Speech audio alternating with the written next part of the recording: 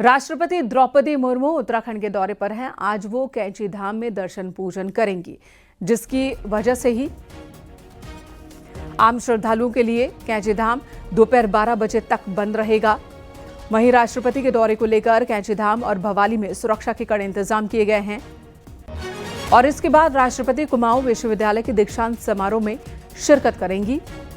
तो आज कैंची धाम में दर्शन पूजन के बाद कुमाऊं विश्वविद्यालय के दीक्षांत समारोह में शामिल होंगी राष्ट्रपति द्रौपदी मुर्मू।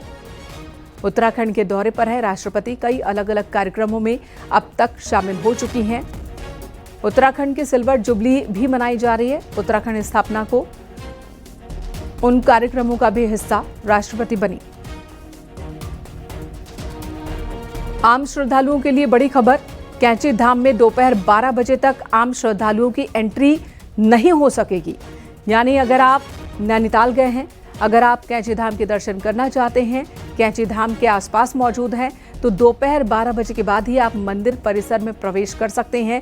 ये बड़ी खबर है आम श्रद्धालुओं के लिए, क्योंकि इस वक्त राष्ट्रपति को दर्शन पूजन करना है। प्रोटोकॉल के तहत राष्ट्रपति की सुरक्षा के मद्देनजर ये व्यवस्था की गई है।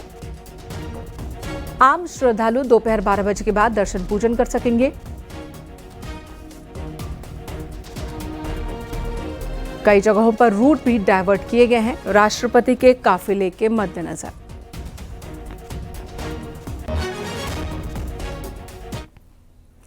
और इससे पहले राष्ट्रपति ने नैनीताल में नैना देवी मंदिर में पूजा अर्चना की, मां सती की आरती उतारी। इस दौरान सुरक्षा के कड़े इंतजाम भी किए गए थे। राष्ट्रपति द्रौपदी मुर्मू जो कि उत्तराखंड के दौरे पर हैं, ये तस्वीर आपको दिखा रहे हैं नैना देवी मंदिर की, जहां पर राष्ट्रपति ने पूजा अर्चना की है। नैनी झील के पास मौजूद है ये मंदिर। बहुत ही प्राचीन मंदिर है जिसकी बहुत ज्यादा मान्यता है। राष्ट्रपति द्रौपदी मुर्मू ने नैना देवी मंदिर में पूजा अर्चना की, मां सती की आरती उतारी। ऐसी मान्यता है कि मां सती के शरीर का अंग जहां जहां गिरा था, उसमें एक जगह ये भी जहां पर नैना देवी मंदिर बनाया गया।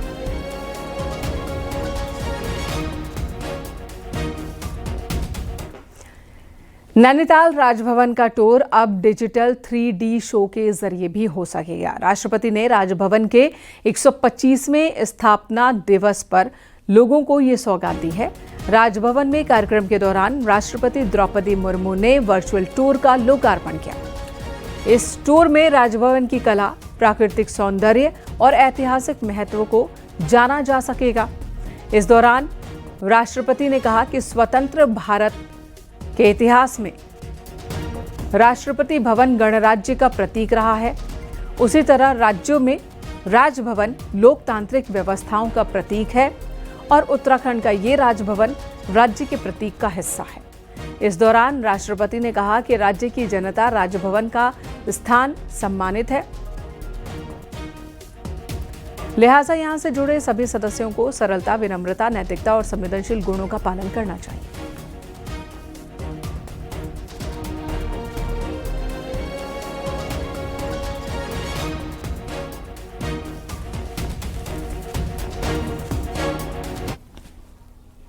उत्तराखंड विधानसभा का आज दूसरा दिन है विशेष सत्र का। दूसरे दिन आज सुबह 11 बजे से सदन की कार्यवाही शुरू होगी, जिसमें राज्य के भविष्य के रोड मैप पर चर्चा होगी। आज सीएम धामी सदन को संबोधित करेंगे।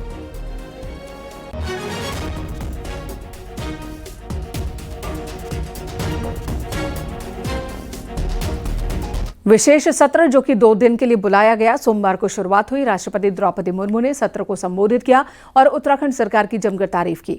महिला सशक्तिकरण के साथ ही राज्य की योजनाओं को लेकर राज्य सरकार की उन्होंने तारीफ की और सभी से कहा कि दलगत राजनीति से ऊपर उठकर राज्य के विकास में काम करें। मुख्यमंत्री पुष्कर सिंह धामी ने कहा कि 9 नवंबर को राज्य अपना 25वां स्थापना दिवस मनाने जा रहा है। राज्य के निर्माण के लिए कई आंदोलनकारियों ने अपना बलिदान दिया और हमें उनके सपनों का उत्तराखंड बनाना है। महोदय, देवभूमि उत्तराखंड 9 नवंबर को अपनी स्थापना के 25 वर्ष पूरे करने जा रहा है। यह ऐतिहासिक अवसर प्रत्येक उत्तराखंड वासी के लिए आत्मगौरव का क्षण होने के साथ ही अत्यंत भावनात्मक क्षण भी है, क्योंकि ये राज्य हमारे उन असंख्य माताओं, बहनों, युवाओं और जननायकों के अदम्य साहस और संघर्ष का प्रतीक है, जिनके तप, त्याग और बलिदान के बल पर ये गौरवशाली राज्य अस्तित्व में आया। आदरणीय महोदया, हमें पृथक राज्य प्राप्त करने के लिए एक लंबे और कठिन संघर्ष के दौर से गुजरना पड़ा। इस संघर्ष में हमारे असंख्य नागरिकों ने बरसों तक न्याय, सम्मान और स्वाभिमान की अनथक लड़ाई लड़ी। राज्य निर्माण के लिए अनेक हुतात्माओं ने अपना सर्वोच्च निछावर कर इस राज्य की नींव को अपने लहू से सिंचित करने का काम किया। उन अमर बलिदानियों के बलिदान को उत्तराखंड का कोई भी नागरिक भुला नहीं सकता है। आज के इस अवसर पर मैं उन सभी ज्ञात अज्ञात राज्य आंदोलनकारियों को श्रद्धापूर्वक नमन करता हूं, जिनके त्याग, बलिदान के बल पर यह राज्य 25 वर्षों की गौरवशाली यात्रा पूर्ण कर रहा है। और अब आपको सीधे लिए चलते हैं काशीपुर, जहां पर सीएम पुष्कर सिंह धामी राज्य गठन की रजत जयंती कार्यक्रम के दौरान शहरी विकास सम्मेलन को संबोधित कर रहे हैं।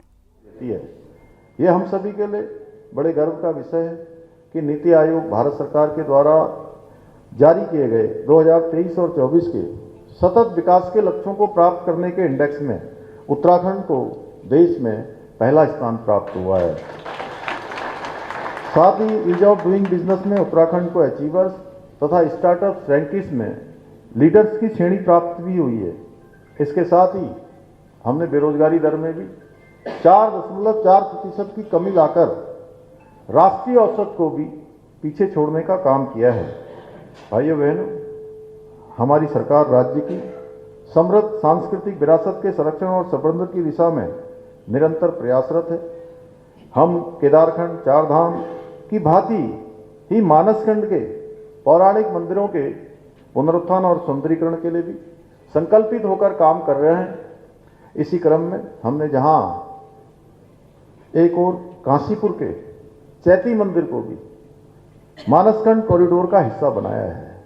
हमारे जो पहले चरण में 48 मंदिरों की एक सूची बनाई है, उस सूची में हमने यहाँ का बहुत पौराणिक, बहुत मान्यता, बहुत श्रद्धा आस्था का स्थान चैती को भी इस कॉरिडोर में शामिल किया है। वहीं हम यहाँ के विभिन्न प्राचीन मंदिरों, शिवालयों के पुनर्निर्माण और सौंदर्यीकरण के लिए भी निरंतर प्रयास कर रहे हैं। हमारी सरकार विभिन्न योजनाओं के माध्यम से काशीपुर के समग्र विकास को सुनिश्चित करने के लिए भी पूरी प्रतिबद्धता के साथ काम कर रही है। हम जहां एक और काशीपुर में सीवरेज ट्रीटमेंट प्लांट का निर्माण करा रहे हैं, वहीं ठोस कचरा प्रबंधन परियोजना के अंतर्गत आधुनिक ट्रीटमेंट प्लांट का निर्माण भी करा रहे हैं। इतना ही नहीं, इस क्षेत्र में रोजगार के अवसर सर्जित करने एवं स्थानीय अर्थव्यवस्था को मजबूत करने के उद्देश्य से 1100 करोड़ रुपए की लागत से औद्योगिक हब परियोजना एवं 100 करोड़ की लागत से अरोमा पार्क परियोजना भी संचालित की जा रही है। भाइयों बहन, हमारी सरकार राज्य के समग्र विकास के साथ साथ यहाँ के अपने सांस्कृतिक मूल्यों और डेमोग्राफी को संरक्षित करने के लिए भी संकल्पबद्ध होकर काम कर रही है। हमने जहाँ प्रदेश में एक और सख्त धर्मांतरण रोधी कानून लागू किया है, वहीं दंगा रोधी कानून को लागू किया है, वहीं लैंड जिहाद, लव जिहाद, थूक जिहाद जैसी जिहादी मानसिकताओं के खिलाफ भी कड़ी कार्रवाई की है।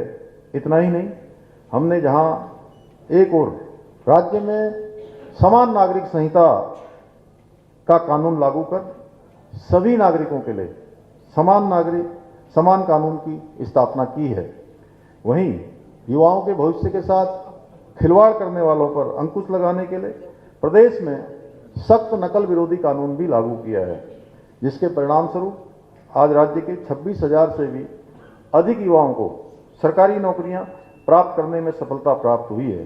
भाइयों बहनों, प्रदेश में संचालित हो रहे अवैध मदरसों के आड़ में बच्चों को गुमराह करने का षड्यंत्र रचा जा रहा था, लेकिन हमने ऐसे मदरसों पर कार्रवाई करते हुए 250 से अवैध रूप से चलने वाले मदरसों को सील करने का कार्य भी किया है।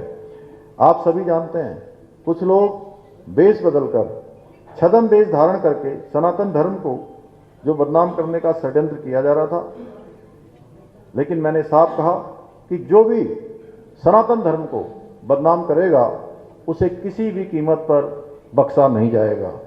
इसलिए हमने प्रदेश में ऑपरेशन कालनेमी अभियान चलाकर ऐसे पाखंडियों पर कड़ी कार्रवाई की है। इसके साथ ही अब हमने प्रदेश में मदरसा बोर्ड को भी खत्म कर दिया है, जिसके पूरी तरह से लागू होने के बाद 1 जुलाई 2026 से हमारे प्रदेश में वे मदरसे बंद हो जाएंगे जिनमें हमारे सरकारी बोर्ड का पाठ्यक्रम नहीं पढ़ाया जाएगा। इसके साथ ही हम राज्य में भ्रष्टाचार को जड़ से समाप्त करने के जीरो टॉलरेंस की नीति के तहत संकल्पित होकर कार्य कर रहे हैं। हमने जहां एक और IAS, PCS अफसरों सहित अन्य अधिकारियों और कर्मचारियों पर कड़ी कार्रवाई की है जिन्होंने अपने दायित्वों के निर्वहन में ढिलाई बरती है, जिन्होंने ठीक प्रकार से काम नहीं किया है।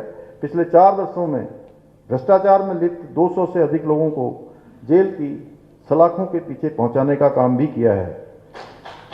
साथियों, किसी भी नीति या योजना की वास्तविक सफलता तभी संभव है जब उसमें जनता की सक्रिय भागीदारी हो। आप सभी नगर निकाय के प्रतिनिधि के रूप में सरकार और जनता के बीच सबसे बड़े मजबूत कड़ी के रूप में हैं, एक सेतु के रूप में हैं। आपके निर्णयों तथा आपकी सक्रियता पर ही अब हमारे शहरी क्षेत्रों का भविष्य टिका है। अब जब राज्य अपनी स्थापना के 25 वर्ष पूरा कर रहा है, तो अगले 25 वर्ष हमें स्वर्णिम उत्तराखंड की दिशा में आगे बढ़ना है। एक ऐसा उत्तराखंड जो आत्मनिर्भर हो, पर्यावरण के अनुकूल हो और अवसरों से और संभावनाओं से परिपूर्ण हो। मैं आज आप सभी से आह्वान करना चाहता हूं कि हर निकाय अपने क्षेत्र में एक प्रेरक मॉडल परियोजना शुरू करे। ऐसी परियोजना कि जो केवल प्रदेश के अंदर ही नहीं बल्कि देश के अंदर भी बेस्ट प्रैक्टिस के रूप में मानी जाए। बेस्ट प्रैक्टिस के रूप में उसको जो है लोग उदाहरण के रूप में लें और पूरे देश के अंदर उसका अनुसरण हो। एक छोटा सा प्रयास, एक छोटी सी सोच, एक छोटा सा नवाचार यदि आप अपने मन में लाएंगे तो मुझे लगता है कि निश्चित रूप से हमारे यहाँ जिस प्रकार से सामर्थ्य है लोगों के अंदर, जिस प्रकार से कौशल है, जिस प्रकार की आप सबके अंदर काम करने का परिश्रम है, आपको भगवान ने बुद्धि दी है, तो निश्चित रूप से आपके द्वारा किया हुआ काम केवल प्रदेश में नहीं बल्कि देश में भी एक मॉडल के रूप में स्थापित होगा। स्वच्छता, जल संरक्षण और हरियाली अभियान को जन आंदोलन बनाएं, नागरिक सेवाओं में डिजिटल पारदर्शिता लाएं और युवाओं को स्थानीय रोजगार और नवाचार से जोड़ें। हमारी सरकार का संकल्प है कि हम एक आत्मनिर्भर, सुशासित, समृद्ध और गौरवशाली उत्तराखंड का निर्माण करें और हमारा ये संकल्प तभी पूरा होगा जब हमारे स्थानीय निकाय मजबूत होंगे, समृद्ध होंगे, हर दृष्टि से वहाँ पर स्वच्छता होगी। पर इसके लिए हम सभी को प्रत्येक कार्य में उत्कृष्टता और समर्पण का परिचय देना होगा, जिससे आने वाले वर्षों में उत्तराखंड पूरे देश के अंदर एक मॉडल राज्य के रूप में, एक आदर्श राज्य के रूप में, एक देश के अग्रणी राज्य के रूप में स्थापित हो सके। मुझे पूरा विश्वास है कि आप सभी अपनी जिम्मेदारियों को पूरी निष्ठा, ईमानदारी के साथ निभाएंगे और उत्तराखंड को देश का श्रेष्ठ राज्य बनाने के हमारे विकल्प रहित संकल्प को पूरा करने में इसी प्रकार सरकार के साथ कंधे से कंधा मिलाकर अपना योगदान देते रहेंगे। आज अभी आप सबकी तरफ से श्री बाली जी ने यहाँ पर एक ज्ञापन दिया है। उस ज्ञापन का हम परीक्षण करेंगे और परीक्षण करने के बाद जो भी निकायों के हित में, राज्य के हित में होगा उसको निश्चित रूप से अमल में लाएंगे, उसको कार्य योजना में सम्मिलित करेंगे, कार्यों में सम्मिलित करेंगे। आप सबको पता है राज्य स्थापना का रजतोत्सव बहुत धूमधाम से मनाया जा रहा है। मेरा आप सभी से निवेदन है कि अपने अपने स्थानों पर जो भी कार्यक्रम हैं उन कार्यक्रमों में भी आपकी बढ़ चढ़ के सहभागिता हो, आपका वहाँ पर हर दृष्टि से सशरीर उपस्थित भी हों आपको पता है कल माननीय राष्ट्रपति जी ने ऐतिहासिक हमारे विधानसभा के सत्र को अपना अभिभाषण प्रदान किया था और 9 तारीख को राज्य स्थापना दिवस के दिन आदरणीय प्रधानमंत्री श्री नरेंद्र मोदी जी का भी हमको देहरादून में उनका भी संबोधन, उनका उद्बोधन, उनका सानिध्य हम सबको मिलने वाला है और भी अनेक कार्यक्रमों की श्रृंखला बनी हुई है और लगातार हमारे कार्यक्रम 11 तारीख तक अनवरत रूप से चलने वाले हैं। तो मैं आप सभी को रजत जयंती वर्ष की एक बार इस उत्सव की बहुत बधाई देते हुए, शुभकामनाएं देते हुए अपनी बात को समाप्त करता हूं। धन्यवाद। इधर सोमवार देर रात तक चले विधानसभा के विशेष सत्र में निर्वाचित प्रतिनिधियों ने अपने दिल की बात खोलकर रखी। सैनिक कल्याण मंत्री गणेश जोशी ने सेना में अपने योगदान को याद करते हुए कहा कि उन्होंने राइफलमैन के पद पर कार्य किया। सेना में सेवा की बदौलत ही उन्हें पहचान मिली और वो मंत्री बन सके। कि मुझे गढ़वाल राइफल में सेना के सबसे निचले रैंक राइफलमैन के रूप में देश सेवा करने का सौभाग्य मिला। और जब बच्चों पर इस बात को कहता हूं तो लोग मुझसे कहते हैं कि जोशी जी आप क्यों बोलते हो कि मैं फौज में सिपाही था। तो मैं कहता हूं कि अगर मैं फौज का सिपाही नहीं होता तो विधायक भी नहीं होता और मंत्री भी नहीं होता। स्वास्थ्य सेवाओं में सुधार को लेकर अल्मोड़ा के चौखुटिया से देहरादून पैदल चलकर पहुंचे लोगों को सोमवार देर रात पुलिस ने जोगीवाला के पास रोका। इस दौरान काफी देर तक हंगामा होता रहा। ये सभी लोग सीएम आवास जाना चाहते थे, लेकिन पुलिस ने इससे पहले इन्हें रोक दिया। हालांकि कुछ लोग गांधी पार्क पहुंचे। वहीं आपको बता दें, चौखुटिया से पैदल मार्च में पहुंचे इन लोगों की सीएम पुष्कर सिंह धामी के साथ मुलाकात प्रस्तावित थी। वहीं कई आंदोलनकारी इस वक्त गांधी पार्क में मौजूद हैं।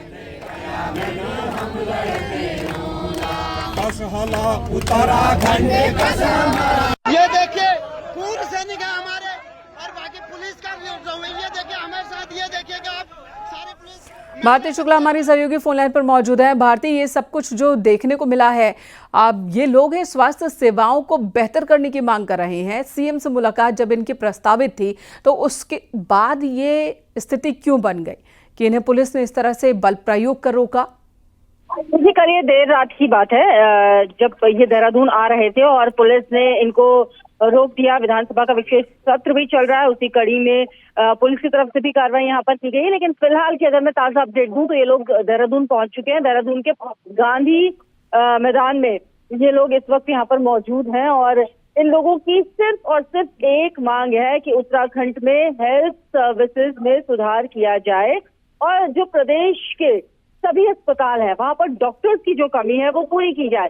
ये एक आंदोलन जो चौखुटिया से शुरू हुआ था अल्मोड़ा के 24 अक्टूबर को, वो आज आप देखो देहरादून तक पहुंच चुका है और इसमें कई राजनीतिक दल भी समर्थन देते हुए नजर आ रहे हैं। चाहे हम यूकेडी की बात कर लें या फिर कांग्रेस की बात कर लें, उनका समर्थन इनको मिल रहा है। हालांकि जो आम लोग हैं, भुवन कठारिया जो इस आंदोलन को लीड कर रहे हैं, उनका ये कहना है कि वो किसी राजनीतिक दल के स्वार्थ में इस ऑपरेशन को नहीं चला रहे। उनकी सिर्फ और सिर्फ ये मांग है कि उत्तराखंड में हेल्थ सर्विसेज में सुधार किया जाए। हालांकि मुख्यमंत्री पुष्कर सिंह धामी की तरफ से मुलाकात हो पाएगी मुख्यमंत्री से? देखिए, अभी तो विधानसभा का सेशन जो है वो चल रहा है और मुख्यमंत्री ने ये साफ कह दिया है इन लोगों को कि वो लगातार बातचीत के लिए तैयार है। रास्ते उन्होंने छोड़े हैं, सभी लोगों से बातचीत करेंगे, जो बेस्ट पॉसिबल होगा वो किया जाएगा। कल हमने देखा भी कि एक बड़ा फैसला मुख्यमंत्री की तरफ से लिया गया। पहले चौखुटिया का जो अस्पताल था उसको उप जिला अस्पताल 30 बेड का किया गया और अब उसे 50 बेड का अस्पताल की स्वीकृति यहाँ पर दे दी गई है। तो अब आप ये कह सकते हैं कि सीएम लगातार ये बात कह रहे हैं कि जो भी किया जा सकेगा, जो लोगों की मांग होगी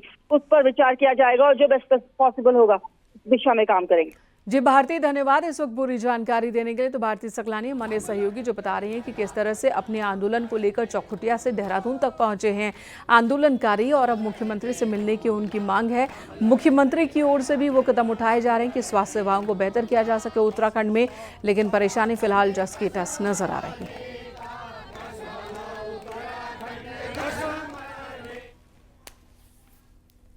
देहरादून के प्रेमनगर इलाके में हत्या का एक मामला सामने आया। बताया जा रहा है कि जिसकी हत्या की गई वो दिल्ली का हिस्ट्री शीटर अरुण कुमार उर्फ डीके है, जिसकी किसी दूसरे शख्स से लड़ाई थी। दोनों के बीच पैसों के लेन देन में विवाद हुआ है। हत्या के बाद आरोपी फरार हो गया, जिसकी तलाश कर रही है पुलिस।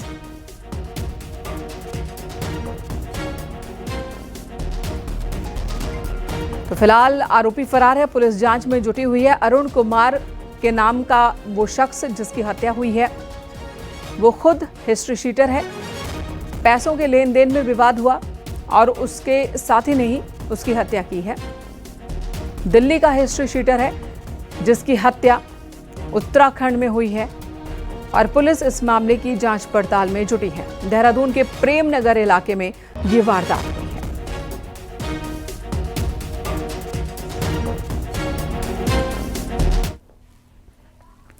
उधर हल्द्वानी से एक वीडियो सोशल मीडिया पर बड़ी तेजी से वायरल हो रहा है। इस वीडियो में एक बाइक सवार युवक किसी शख्स से जय श्री राम कहने को कहता है। ये वीडियो एक मौलाना की ओर से पोस्ट किया गया जिसमें कहा गया है कि उसके साथ सोमवार को नैनीताल रोड पर यह घटना घटी जिसमें एक बाइक सवार लड़के ने जय श्री राम कहने की जिद की और ऐसा न करने पर देख लेने की धमकी भी दी। हालांकि इस वीडियो में मुस्लिम मौलाना का चेहरा नहीं दिख रहा। न्यूज़ 18 ने जब मौलाना हसमत अली से इस बारे में बात करने की कोशिश की तो उन्होंने घटना की पुष्टि की है। आप बताओ, हमने कुछ गलत बोला आपसे? आप बताओ, मैं जय श्री राम क्यों बोलूं? बोल दो ना। क्यों बोलूं? आपको दिक्कत क्या हो रही है? नहीं, मैं क्यों बोलूं? आप बताओ, बोलने का इंतजाम मैं क्यों बोलूं? नहीं बोलूंगा मैं।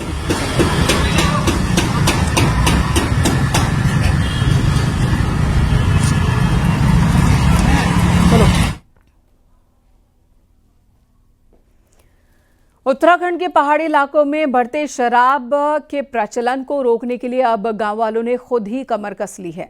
उत्तरकाशी के डुंडा ब्लॉक के लोदाडा गांव के लोगों ने एक ठोस कदम उठाया।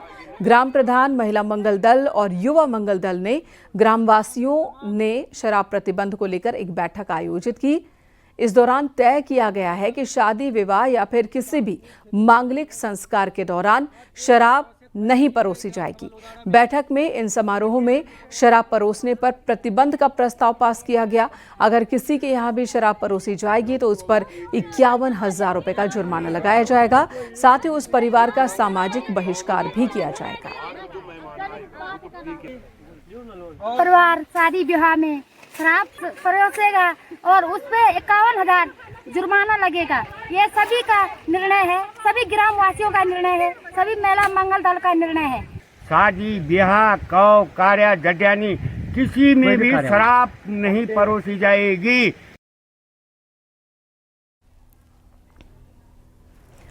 15,000 फीट की ऊंचाई, -17 डिग्री तापमान के बावजूद सैकड़ों एथलीट मैदान में रहे।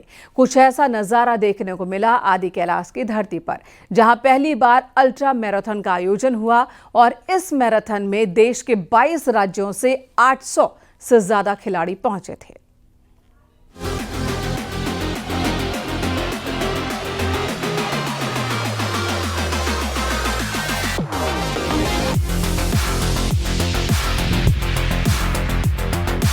आदि कैलाश वैसे तो धार्मिक पर्यटन का केंद्र है, लेकिन अब ये साहसिक खेलों का केंद्र भी बनने जा रहा है। उत्तराखंड पर्यटन महकमे ने पहली बार आदि कैलाश में अल्ट्रा मैराथन का आयोजन किया। 15,000 फीट की ऊंचाई में हुई मैराथन में देश भर के खिलाड़ियों का जोश देखते ही बन रहा था। चारों तरफ बर्फ से पटे आदि कैलाश में भले ही मैराथन का आगाज -17 डिग्री में हुआ हो, लेकिन खिलाड़ियों ने जुनून ने पूरे माहौल को गरमा दिया। मैराथन में कुल 5 कैटेगरी में रेस आयोजित की गई। सबसे कठिन रेस 60 किलोमीटर की रही। इस कैटेगरी में खिलाड़ियों ने आदि कैलाश से काला पानी होते हुए गुंजी तक का सफर तय किया।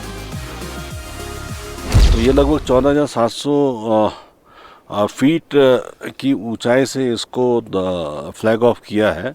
और इसका इम्पोर्टेंस देखिए इसलिए भी है कि ये रिलीजियस दृष्टिकोण से भी देखेंगे तो पूरे भारतवर्ष के जितने हिंदू लोग रहते हैं उनकी आस्था का एक केंद्र भी है। आदि कैलाश के इस स्थान में, भगवान भोलेनाथ के पवित्र धाम में, लगभग 22 राज्यों के 800 से ज्यादा लोगों ने इस अल्ट्रा हाई एल्टीट्यूड मैराथन में भाग लिया।